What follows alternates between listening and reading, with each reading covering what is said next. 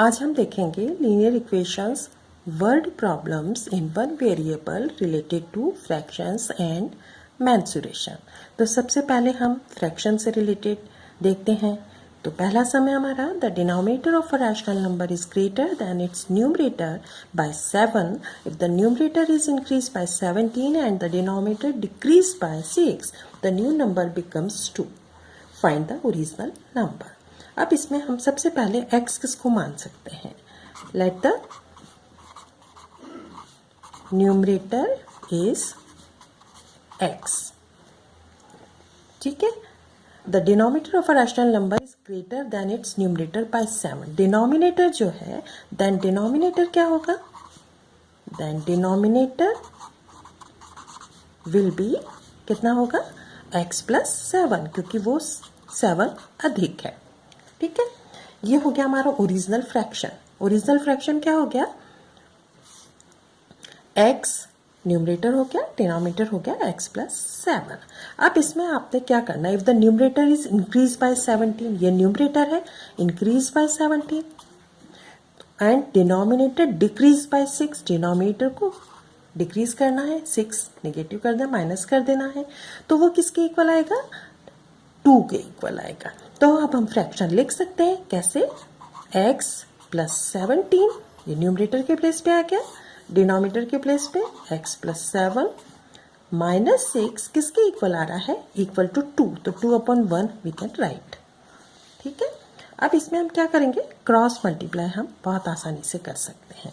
अब 1 से अगर इसको मल्टीप्लाई करेंगे तो सेम ही रहने वाला है, तो इसको हम लिख लेते हैं x प्लस 17 इक्वल किसके आएगा, अब इसको 2 से किया, 2 आउटसाइड लिखते हैं, x प्लस 7 माइनस 6। ठीक है। अब x प्लस 17, अब आपने 2 से मल्टीप्लाई किया तो 2x, इसको मल्टीप्लाई किया 7 को तो प्लस 14 और 6 को किया तो 12, ओपन हो गया ब्रैकेट। अब x plus 17 equal to 2x और 14 पॉजिटिव है, ये निगेटिव है, तो कितना बचा भाई, प्लस 2 बचा। ठीक है। अब 17 इधर लेके आ जाते हैं और 2x को इधर लाते हैं, तो निगेटिव 2x हो गए और ये हो गया 2 पॉजिटिव और 17 हो गया निगेटिव। ठीक है। अब ये निगेटिव x रिमेनिंग और यहाँ पे बचा निगेटिव 15, दोनों निगेटिव साइन कैंसिल हो गए, तो x की वैल्यू क्या आ गई, 15। अब x हमने किसको सपोज किया था, दिस इज न्यूमरेटर। ठीक है। तो न्यूमरेटर तो हमारा ओरिजिनल नंबर का आ गया है 15। अब डिनोमिनेटर क्या है, denominator is equal to x plus 7, तो x की वैल्यू पुट की तो 15 प्लस 7 इज इक्वल टू 22। तो ये हो गया हमारा न्यूमरेटर और ये हो गया हमारा डिनोमिनेटर। तो हमारा ओरिजिनल फ्रैक्शन क्या हो गया, ओरिजिनल जो फ्रैक्शन है that is 15/22। This is the answer. एक और सम देखते हैं। In a fraction twice the numerator is 2 more than the denominator. If 3 is added to the numerator and to the denominator, the new fraction is 2/3. Find the original fraction. अब इसमें हम x किसको मान सकते हैं, तो हम मानते हैं let the numerator is x, then denominator क्या हो जाएगा भाई, then denominator कितना हो गया, ये है 2x माइनस 2, तो ट्वाइस था 2x माइनस 2, तो इसके अकॉर्डिंग हमारा बन गया है डिनोमिनेटर 2x माइनस 2। ठीक है। अब इसमें क्या करना है, if 3 is added to the numerator and to the denominator, दोनों में हमको 3 ऐड करना है। लो हमने 3 ऐड कर दिया। अब हमारा फ्रैक्शन कैसे बनेगा, ये इक्वल आ जाएगा 2/3 के, तो फ्रैक्शन हमारा बन गया न्यूमरेटर की जगह x प्लस 3, डिनोमिनेटर हो गया 2x माइनस 2 प्लस 3, और ये किसके इक्वल आने वाले हैं, 2/3 के इक्वल। अब नेक्स्ट स्टेप में हम लिखेंगे x प्लस 3, अब -2 और +3 क्या बच गया हमारा 2x पॉजिटिव वाला बच गया +1 इक्वल आ गए 2/3 के। अब इनमें क्रॉस मल्टीप्लाई हम कर सकते हैं। क्रॉस मल्टीप्लाई किया, इसको हमने 3 से किया तो ये हो गया 3 आउटसाइड x +3 इक्वल किसके आएगा 2 आउटसाइड 2x +1। ठीक है, क्योंकि 3 को इससे करना है और 2 को इससे करना है। अब इसको किया 3 से तो 3x +3 को 3 से किया 9 इक्वल टू 2 को इसको किया तो 4x और 2 से किया +2। ओपन हो गया ब्रैकेट। नाउ अभी x को इधर ले आते हैं तो 3x - 4x और इधर ये आपका +2 था, 9 इधर गया तो -9। अभी नेगेटिव का x बचा और नेगेटिव का 7 बचा। ठीक है, नेगेटिव साइन कैंसिल हो गए तो x की वैल्यू कितनी आई है 7। अब 7 x हमने किसको सपोज किया था, इट इज न्यूमरेटर। न्यूमरेटर है ये। ठीक है, तो न्यूमरेटर तो हो गया। अब डिनोमिनेटर क्या था, डिनोमिनेटर था हमारा 2x - 2। अब x की वैल्यू इसमें पुट करते हैं तो डिनोमिनेटर कितना आ गया 2 × 7 - 2। ठीक है, तो डिनोमिनेटर आ गया 14 - 2, इसका मतलब है 12। तो डिनोमिनेटर कितना आया 12। तो हमारा फ्रैक्शन क्या हो गया, न्यूमरेटर क्या था हमारा 7, डिनोमिनेटर 12। तो फ्रैक्शन क्या हो गया हमारा, ओरिजिनल फ्रैक्शन, ओरिजिनल जो आपका फ्रैक्शन जो है वो हो गया आपका 7/12। This is the answer. ये सब मेंसुरेशन से रिलेटेड है। तो width of a rectangle is 2/3 its length. If the perimeter is 180 metres find the dimensions of the rectangle. आपको लेंथ एंड ब्रेड्थ दोनों पता करना है। ठीक है, पेरीमीटर इज गिवन। अब पेरीमीटर का क्या फॉर्मूला है, सबसे पहले हम पेरीमीटर का फॉर्मूला लिख लेते हैं। क्या है, perimeter is equal to 2 outside length plus breadth, ये फॉर्मूला है। ठीक है, पेरीमीटर तो दिया है। अब हम किस चीज को x मान सकते हैं, width of the rectangle is 2/3 its length. अब मानेंगे हम लेंथ को, क्योंकि विड्थ 2/3 दी हुई है। तो let the length is x, तो देन ब्रेड्थ विल बी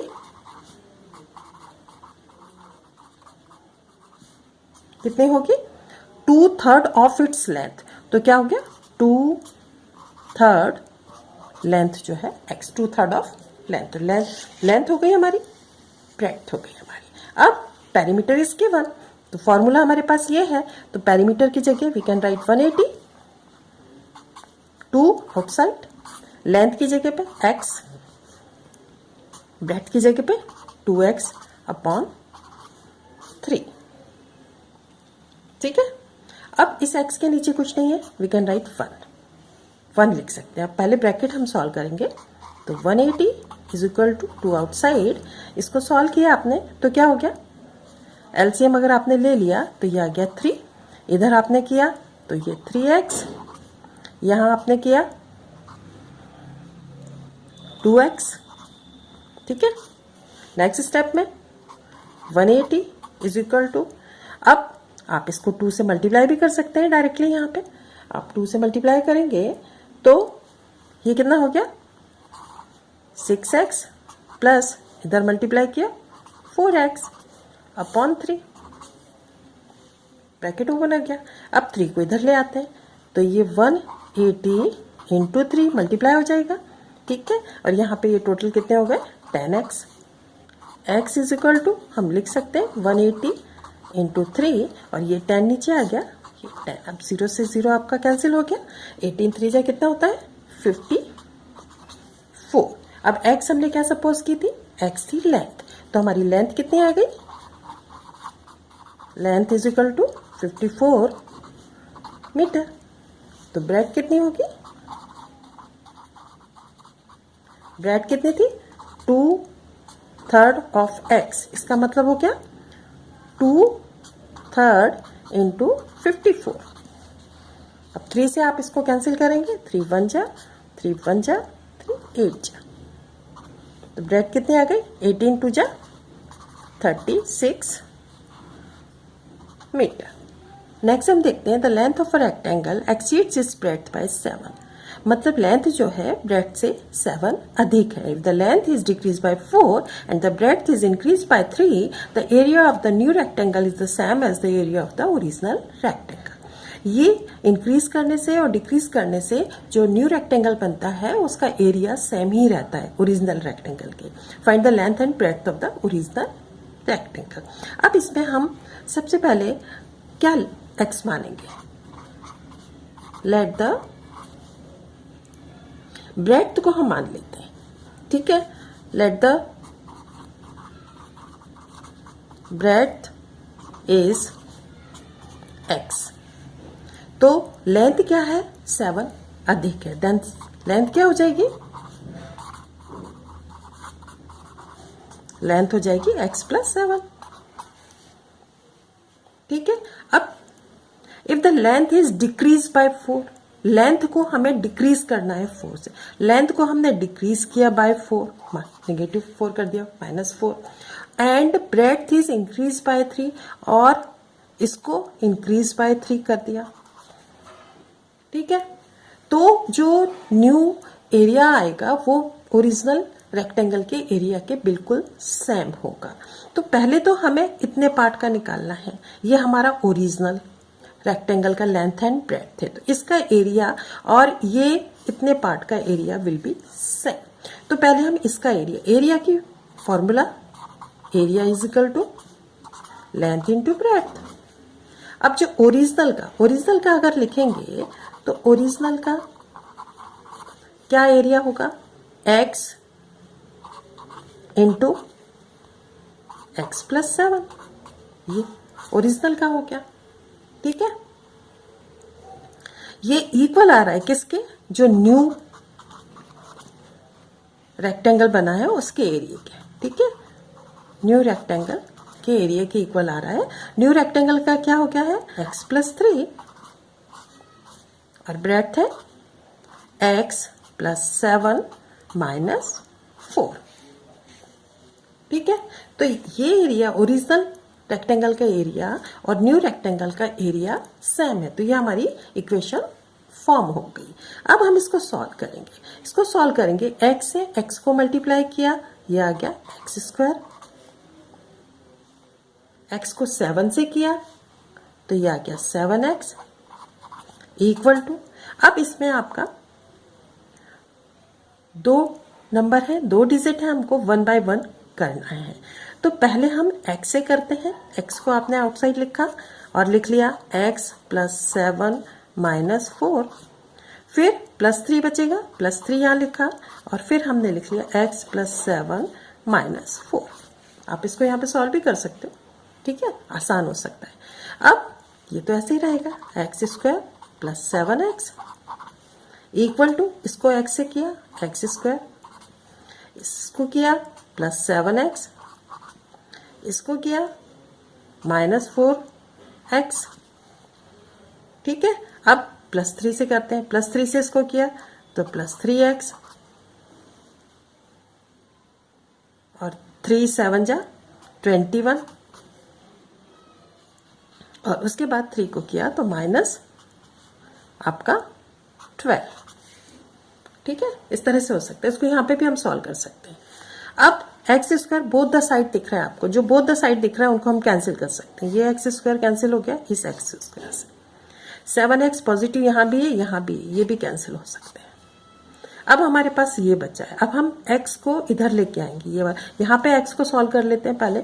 तो यहाँ पे अभी हमारे पास कुछ नहीं है, तो हम इसको x इधर लाते हैं, तो ये क्या हो गया पॉजिटिव 4x, ये वाला नेगेटिव 3x और यहाँ पे आपके क्या बच्चे हैं 21 और माइनस 12। अब यहाँ पे आपका एक सिंगल x पॉजिटिव बचा, यहाँ पे क्या बचा 21 में से आपने 12 माइनस किए तो क्या बच गया है 9,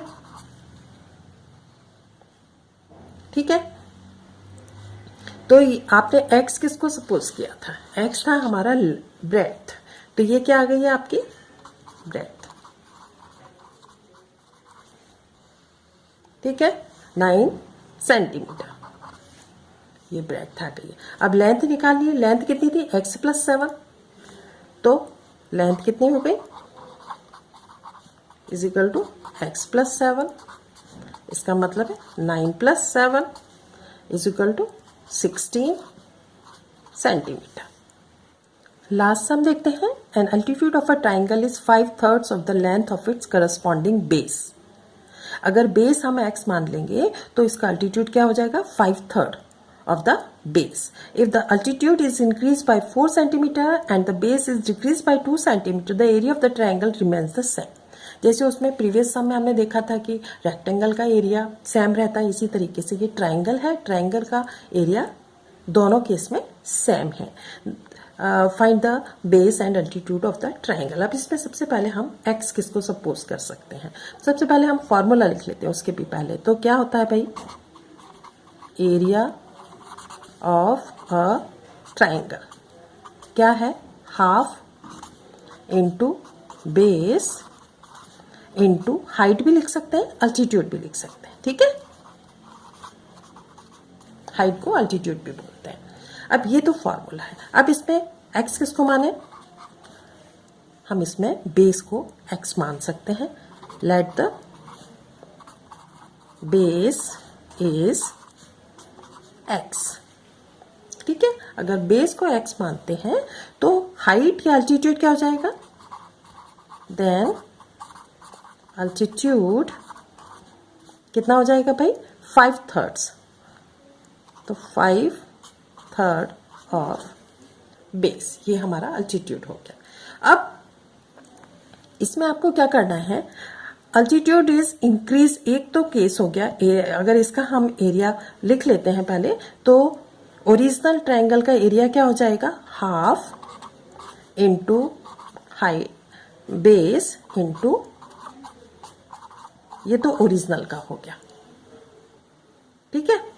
अब ये किसके इक्वल आएगा, न्यू ट्रायंगल के भी इक्वल आएगा एरिया। अब न्यू में क्या किया है हमने, altitude is increase bye 4, altitude को इंक्रीज बाय 4 कर दिया, और base is decrease bye 2, base को 2 डिक्रीज कर दिया। अभी हमारा न्यू ट्रायंगल बन गया, उसके डायमेंशंस हैं, इसका एरिया और इसका एरिया सेम है। तो अब हम इसके लिए लिखेंगे फॉर्मूले में हाफ, इसका बेस कितना हो गया है x माइनस 2, ब्रैकेट में रखते हैं, ठीक है। इसको मल्टीप्लाई करना पड़ेगा आपको किससे, 5/3 x प्लस 4 से,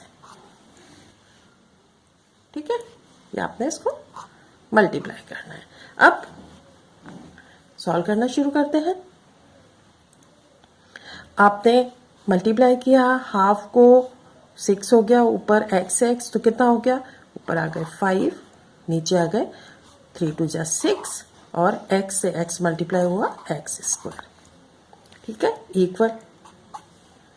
अब इन सभी को मल्टीप्लाई करना है, पहले हमको ये वाला पार्ट हम मल्टीप्लाई कर लेते हैं ताकि गड़बड़ ना हो, ठीक है। हाफ को बाहर रहने देते हैं, अंदर आपने इसको सॉल्व किया, x से आपने इसको किया तो x आपने आउटसाइड लिखा, अंदर लिखा 5/3 x प्लस 4, फिर आपने -2 लिखा और फिर से वही लिखा 5/3 x प्लस 4।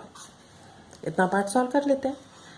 अब फिर से वही लिखना पड़ेगा 5/6 x² इज इक्वल टू, इसको आपने किया x से किया तो क्या हो गया 5/3 x², है ना। तो ये हाफ तो लिखना ही है पहले, 5/3 x², x को 4 से किया तो 4x, -2 को इससे किया, -2 को किया तो क्या हो गया भाई -10/3 x, और फिर -2 को +4 से किया तो ये हो गया -8, ठीक है। अब again 5/6 x square equal to, अब इसको हाफ से करना है आपको, ठीक है। अब जब हाफ से इसको किया तो ये क्या हो गया, 5/6 एक्स स्क्वायर प्लस हाफ को इससे किया तो 4/2 है ना, 4/2 किया, 2 से 2 कैंसिल हो गया, तो ये बचा आपका सिर्फ 2x। करके देख सकते हो आप रफ स्पेस में, ठीक है। माइनस, अब ये 2 से आपका ये 5 कैंसिल हो गया, तो ये 10 कैंसिल हो गया, आ गया 5, तो ये हो गया -5/3x, और 2 इसके नीचे आया तो ये हो गया -4। ये अब हमारा इस तरह से आ गया। अब 5/x स्क्वायर इधर भी है लेफ्ट हैंड साइड और राइट हैंड साइड, तो दोनों कैंसिल हो सकते हैं। अब 2x और ये हम इधर लेके आते हैं, तो ये हो गया आपका -2x, ये इधर आया, ये प्लस का हो गया, 5/3x इज इक्वल टू -4, ठीक है।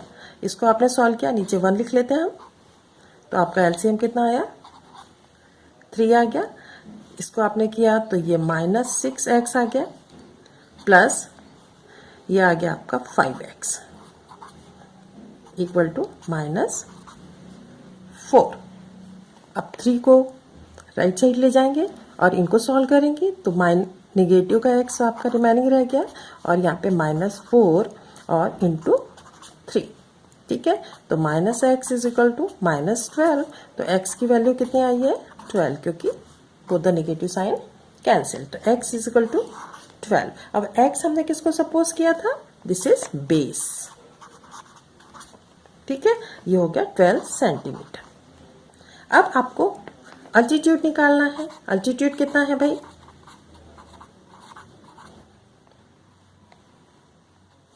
Altitude is equal to 5/3 of x, तो 5/3 ऑफ x, आपने इसको सॉल्व किया, 5/3 x की वैल्यू आपने पुट की 12, तो 3 से 4 इक्वल टू 20, ये 20 सेंटीमीटर आपका क्या आ गया,